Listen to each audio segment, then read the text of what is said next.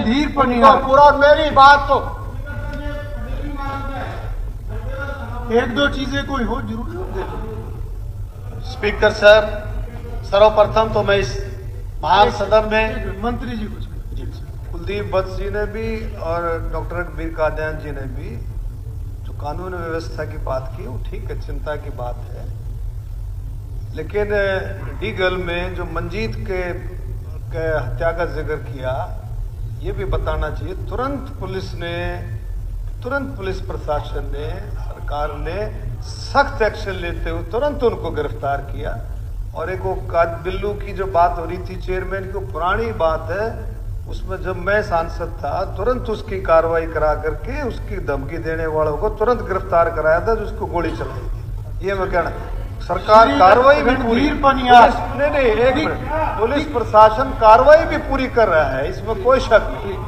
माननीय मुख्यमंत्री जी, speaker sir, इस महान सदन में मुझे बोलने का जो अवसर दिया, मैं आपका धन्यवाद करते हुए सर्वप्रथम आपसे कहना चाहूंगा, अध्यक्ष महोदय, मुझे थोड़ा समय अगर आपकी कृपया हो जाए तो ज्यादा देने की कृपया करें, क्योंकि मैं ऐसे दौर से सदन के समय गुजर रहा था। मेरी पूजनीय माता जी का स्वर्गवास होने की वजह से मैं इस विधानसभा में उपस्थित नहीं हो पाया था और अपनी बातें नहीं रख पाया था।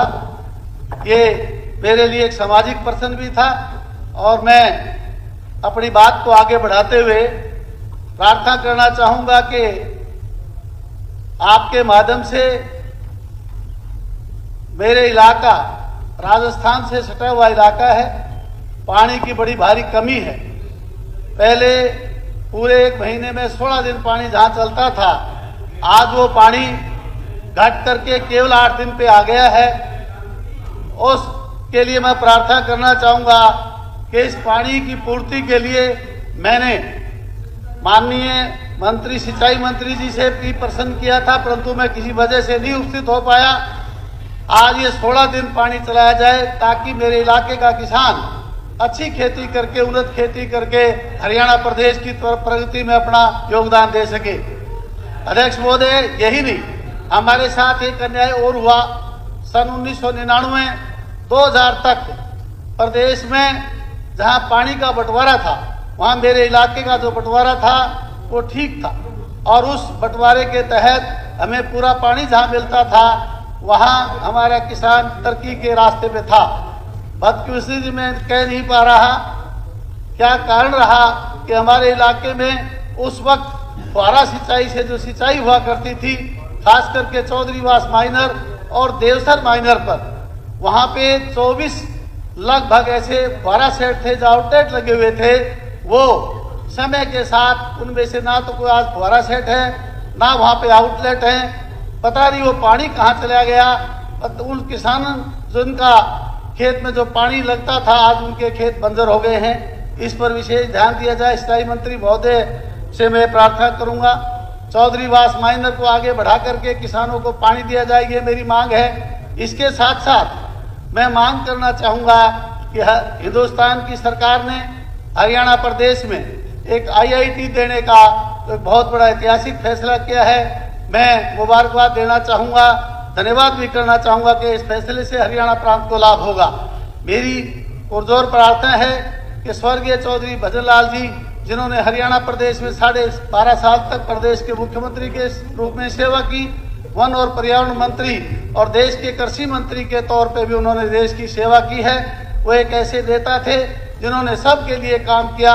मेरी प्रार्थना है, बड़े बड़े नेता लोग हों, चाहे वो फ्रीडम फाइटर हों, बहुत ऐसे लोगों के नाम से बड़े बड़े इंस्टीट्यूट हैं। IIT मेरे नरवा विधानसभा में नोड़ी गांव एक ऐसा गांव है जो हम जमीन देने के लिए भी तैयार हैं। बालसुन गांव आदमपुर का एक ऐसा है जो जमीन देने के लिए तैयार है। सरकार को हम ये ऑफर करते हैं, स्वर्गीय चौधरी भजन लाल जी के नाम से IIT स्थापित हो। हमारा इलाका जो उनसे बेहद प्यार, प्रेम और स्नेह रखता है, वहाँ हरियाणा प्रांत और देश के लोग भी उनके साथ विशेष जुड़ाव रखते हैं। यही नहीं, मेरा अगला जो आपकी सेवा में जो अर्ज करना चाहता हूँ, माननीय अध्यक्ष महोदय, ये पानी की कमी मेरे इलाके में, इसको पूरी करने के लिए जहाँ सरकार अपने और प्रयत्न करे, उसके साथ साथ मैं सुझाव देना चाहूँगा। हमारा जो हिसार घगर ड्रेन है वो इतना पानी आ जाता है रेनी सीजन में, वो आगे जाकर के सरसा ओटू हेड पे जाकर के वो तबाही करने का काम करता है।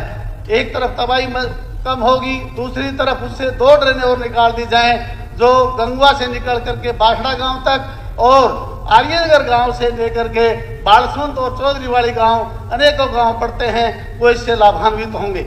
इसके साथ साथ हिसार शहर बहुत बड़ा शहर है, उसमें 50 क्यूसिक के लगभग ऐसा पानी है जिसको ट्रीट करके हमारे इस इलाके में दिया जा सकता है, जिससे हमारे किसान की हालत अच्छी हो सकती है। यही नहीं, मेरे इलाके में 5 गांव, मेरे इलाके से साथ सटे हुए आदमपुर क्षेत्र है, उसमें 5 गांव ऐसे हैं जहां स्वतंत्रता सेनानियों की जमीनें मिली थी और रहने के लिए उनको मकान बनाने के लिए उनको जगह दी गई थी।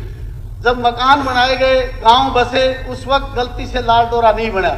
हमारी सरकार, माननीय मुख्यमंत्री जी नायब सैनी को धन्यवाद करता हूं, इन्होंने 500 गांव को लाल डोरा में लेकर के और उनमें उन लोगों को कम कीमत पर मकान देने का काम किया। वहाँ एक गांव संजय नगर जो चंदन नगर में पड़ता है वो छूट गया था, उसको कृपया करके उसको शामिल किया जाए। इसके साथ साथ मैं प्रार्थना करना चाहूँगा कि हमारे इलाके में बिजली और पानी की जो समस्याएं वो अलग तरह की हैं। हमारे लोग ढाणियों में रहते हैं, ढाणियों में रहते हुए भी बिजली की आवश्यकता पड़ती है।